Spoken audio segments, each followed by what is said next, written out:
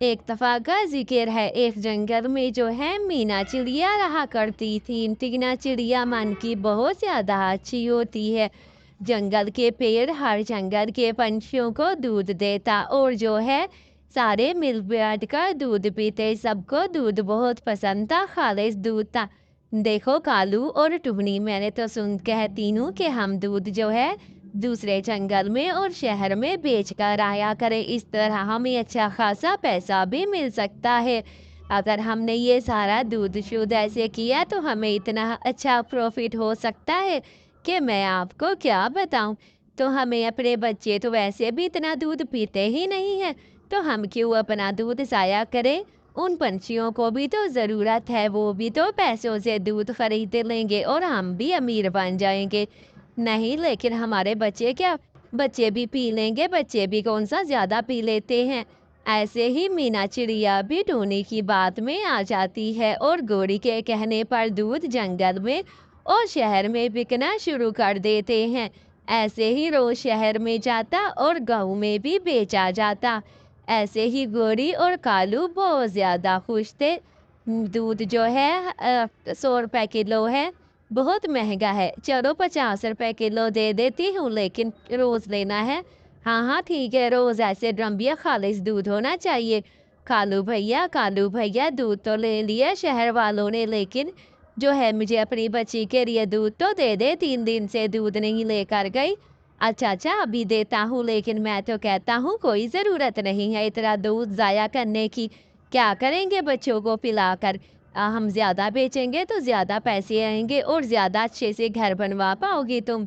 ऐसे दूध बेचने से पता तो है कितना मज़ा आता है और कितने पैसे आएंगे। बस मेरी तो मोनो। ऐसे ही मीना चिड़िया कुछ नहीं कह पाती कालू के सामने और जंगल के साथ। देखो चिड़िया, तुमने लालच की और कालू और गौरी ने भी लालच की, जंगल के सारे पंछियों ने लालच की और अपनी दौलतें बनाई जा रही हो और बच्चों को दूध बिल्कुल भी नहीं देते, जिसके लिए मैंने ये दूध का यहाँ पर नदी बनाई थी। तुम लोग तो सारा दूध जाकर शहर और गाँव में बेच देते हो, लालची जो हो गए हो। मुझे अपना कुआं वापस लेना है और तुम लोग अब जाओ, कोई कुआं नहीं है, जादू कुआं। कुछ नहीं मिलेगा, तुम लोगों को कुछ भी नहीं मिलेगा।